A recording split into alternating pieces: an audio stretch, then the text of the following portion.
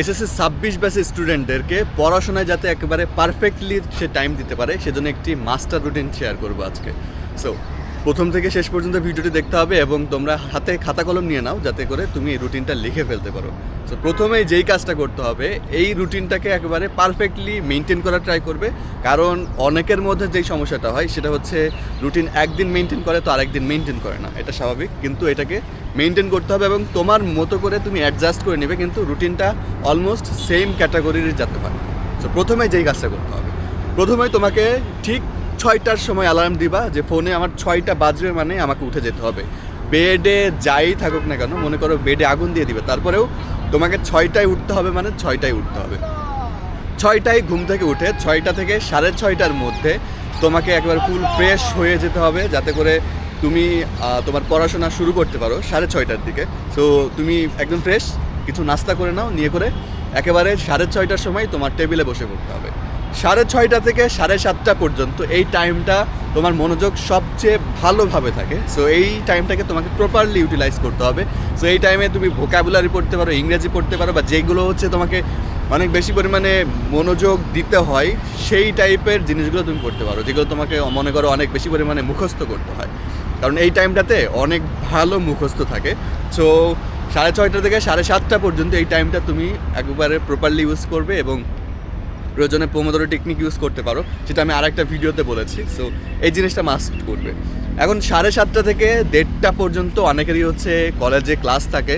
So এই কাজটা করবে যে 7:30 থেকে তোমার 1:30 পর্যন্ত তুমি হচ্ছে কলেজে যাবে, ক্লাস করবে, শেষ। এই টাইমে আর কোনো রুটিন হতে পারে না, এটা কলেজ থেকে তোমার অলরেডি একটা রুটিন প্রোভাইড করে ফেলেছে। এখন 1:30 থেকে 3টা পর্যন্ত যেই টাইমটা আছে এটা কি তুমি 3:30টাও এক্সটেন্ড করতে পারো। সো 1:30 থেকে 3:30 পর্যন্ত তুমি যেই কাজটা করবে সেটা হচ্ছে তোমার এখন লাঞ্চের টাইম, তোমাকে একটু ব্রেক দরকার, তারপর তোমাকে ফ্রেশনেসের জিনিসটা আছে। সো এই টাইমটাতে তোমার সেই কাজটা করতে হবে এবং এই টাইমটাতে পড়াশোনার প্রতি একেবারে কোনো ধরনের মনোযোগ না থাকলেও চলবে, বা এই টাইমতে পড়াশোনারই দরকার নেই, কারণ এই টাইমটা তুমি যতই চেষ্টা করো পড়তে পারবে না। 3:30টার থেকে কী করবে, 3:30 থেকে তোমাকে এখন 5টা পর্যন্ত যেই 1.5 ঘন্টা সময় আছে, এই টাইমটাতে তুমি একটু প্র্যাকটিস টাইপের কাজগুলো করতে পারো, কারণ এখন কিন্তু তোমার মনোযোগটা একটু কম থাকবে, কারণ সারাদিনে তোমার কিন্তু অলরেডি একটা অনেক বড় প্রেশার গেছে। সো এই টাইমটাতে তুমি এমসিকিউ সলভ করতে পারো, বা হচ্ছে যে কোনো টাইপের হচ্ছে কোয়েশ্চেন সলভ করতে পারো, এই কাজগুলো করতে পারো। কারণ এই টাইমটাতে তুমি কোনো মুখস্থ ধরনের কাজ যদি করতে যাও, দেখবে মুখস্থ ধরনের কাজ কিন্তু তুমি করতে পারবে না। সো এই কাজটা তুমি এই টাইমটাতে করবে 5:30 পর্যন্ত। এবার 5টা থেকে তুমি 7টা পর্যন্ত, 5টা থেকে 7টা পর্যন্ত 2 ঘন্টা আছে।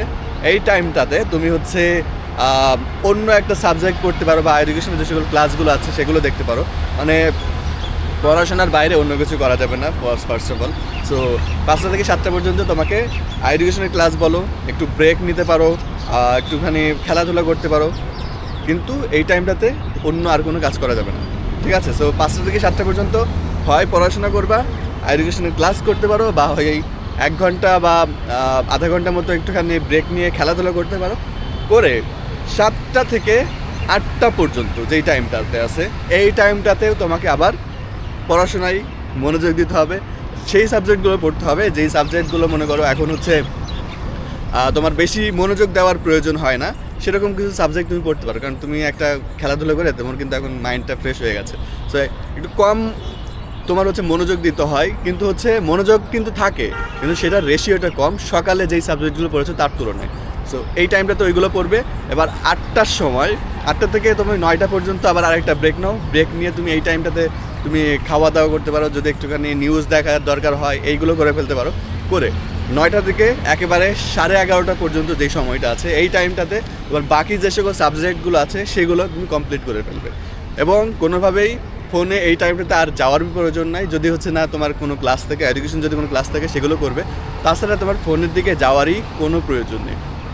এবার 11:30টার সময় যেই কাজটা করবে সেটি হচ্ছে আগামীকালকে তুমি কি পড়বে সেটিরই একটা তোমার ছোট্ট রুটিন করে ফেলবে, বা নোট করে ফেলবে, বা টার্গেট সেট করে ফেলবে যে আমি আজকে যেহেতু এই সাবজেক্টগুলোর এই টপিকগুলো পড়েছি, তাহলে আমাকে আগামীকালকে এই টপিকগুলো পড়তে হবে। সো 11:30টার সময় এইটা ডান করেই তুমি ঘুমিয়ে পড়বে এবং আগামীকাল 6টার আগে আর হচ্ছে ফোনের দিকে যাবে না, কারণ তুমি যদি এই টাইমটাতে আবার ফোন ধরতে যাও ফোন ধরতে গেলে যেই সমস্যাটা হবে, তোমার কখন যে সময় চলে যাবে, কখন যে তোমার 1টা বেজে যাবে বা 12:30 বেজে যাবে, 12টা বেজে যাবে, তুমি কিন্তু কোনোভাবেই সেটা আর ট্র্যাক করতে পারবে না। সো 11:30 বাজছে মানে তোমার কাছে একটা অ্যালার্ম দেবে, 11:30 বাজছে মানে আমার এখন ঘুমাইতে হবে, ঘুমের বাইরে আমার অন্য কোনো কাজ হতে পারে না।